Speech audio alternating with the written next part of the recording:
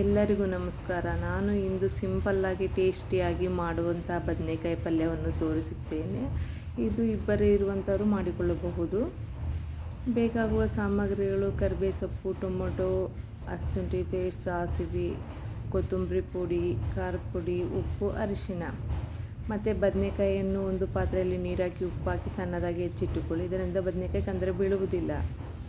ಒಂದು ಪಾತ್ರೆಯನ್ನು ಇಟ್ಟು ಅದು ಕಾದ ಬಳಿಕ ಸ್ವಲ್ಪ ಎಣ್ಣೆ ಹಾಕಿ, ಎಣ್ಣೆ ಕಾದ ನಂತರ ಇದಕ್ಕೆ ಸಾಸಿವೆಯನ್ನು ಹಾಕಿ, ಸಾಸಿವೆ ಚಟಪಟ ಎಂದ ಕೂಡಲೇ ಕರಿಬೇವು ಸೊಪ್ಪನ್ನು ಹಾಕಿ, ಕರಿಬೇವು ಸೊಪ್ಪು ಬೆಂದ ಬಳಿಕ ಈರುಳ್ಳಿ ಹಾಕಿ, ಈರುಳ್ಳಿಯನ್ನು ತಿರುವಾಡಿಕೊಳ್ಳಿ. ನಂತರ ಜಜ್ಜಿಟ್ಟುಕೊಂಡಿರುವ ಹಸಿಶುಂಠಿ ಬೆಳ್ಳುಳ್ಳಿ ಪೇಸ್ಟ್ ಹಾಕಿ. ನಿಮಗೆ ಪೇಟೆಯಲ್ಲಿ ಅಲ್ಲ ಬೆಳ್ಳುಳ್ಳಿ ಪೇಸ್ಟ್ ಪ್ಯಾಕೆಟ್ ಸಿಗ್ತದೆ, ಅದನ್ನು ಹಾಕಬಹುದು. ಟೊಮೆಟೊ ಹಾಕಿ ತಿರುವಾಡಿ. ನಂತರ ಅರಿಶಿಣದ ಪುಡಿ, ಹೆಚ್ಚಿಕೊಂಡಿರುವಂಥ ಬದನೆಕಾಯಿ ಹಾಕಿ ತಿರುವಾಡಿಕೊಳ್ಳಿ.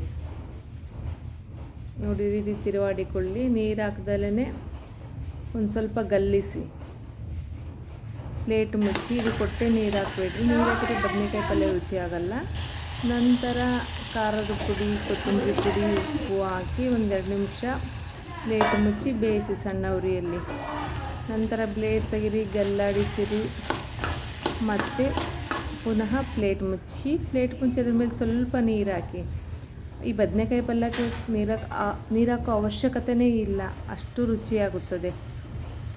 ಇದು 2-3 ಜನ ಇರ್ತೀರಿ, 4 ಜನ ಇರ್ತೀರಿ, ಅನ್ನದ ಜೋಡಿ ಏನು ಬೇಕಪ್ಪ, ಚಪಾತಿಗೆ ಏನು ಪಲ್ಯ ಮಾಡಬೇಕಪ್ಪ ಅಂತ ಚಿಂತಿಸಬೇಡಿ. ಈ ರೀತಿ ಮಾಡಿಕೊಳ್ಳ್ರಿ, ತುಂಬ ರುಚಿಯಾಗಿರುತ್ತೆ.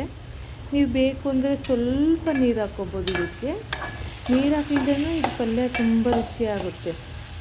ಸ್ವಲ್ಪ ಪ್ರಮಾಣ ನೀರು ಬೇಕು ಅಂದರೆ ಹಾಕ್ಕೋಬೋದು. ನೋಡಿರಿ, ಎಷ್ಟು ಇಷ್ಟನೇ. ಭಾಳ ನೀರು ಹಾಕಿದರೆ ಪಲ್ಯ ರುಚಿಯಾಗಲ್ಲ, ಟೇಸ್ಟೇ ಬರೋಂಗಿಲ್ಲ. ಅದು ತಟ್ಟೆಯಲ್ಲಿ ನೀರು ಹಾಕಿ ಮುಚ್ಚೋದರಿಂದ ಅದು ತಟ್ಟೆ ಇದ್ದ ಆವಿಯಾಗಿ ನೀರು ಬಿಡ್ಕೊಳ್ತೈತೆ, ಅದೇ ತುಂಬ ಟೇಸ್ಟ್ ಕೊಡುತ್ತೆ. ಬದನೆಕಾಯಿ ಪಲ್ಯ ನೀರು ಹಾಕ್ತಾನೆ ಮಾಡಿ, ಚೆನ್ನಾಗಿರುತ್ತೆ. ನೀವು ಬೇಕು ಅಂದರೆ ಸ್ವಲ್ಪ ಪ್ರಮಾಣ ಹಾಕ್ಕೊಳ್ರಿ. ಇದು ತುಂಬ ಟೇಸ್ಟಿಯಾಗಿರುತ್ತೆ. ಜಾಸ್ತಿ ಸಾಮಗ್ರಿಗಳನ್ನು ಹಾಕಿಲ್ಲ. ಈಗ ನೋಡಿರಿ, ಈ ಥರ ಬದನೆಕಾಯಿ ಮಾಡಿದ್ರೆ ಈಗ ಬದನೆಕಾಯಿ ಬೆಂದಿದೆ ರೀ. ಈಗ ಬದನೆಕಾಯಿ ಪಲ್ಯ ರೆಡಿ. ತುಂಬ ಟೇಸ್ಟಿಯಾಗಿರುತ್ತೆ. ಲೈಕ್ ಮಾಡಿ, ಸಬ್ಸ್ಕ್ರೈಬ್ ಆಗಿರಿ ನನ್ನ ಚಾನಲ್ಲು. ಬೆಳಗಾವಿ